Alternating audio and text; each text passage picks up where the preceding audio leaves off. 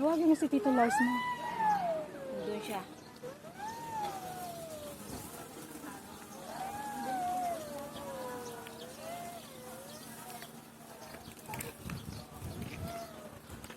Bakit dito sa kabilang swimming pool walang naliligo? Malalim to? Ayun.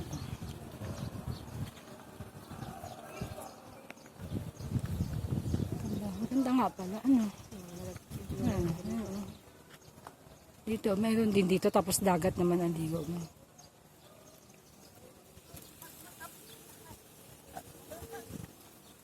Tawagin mo sila Tito.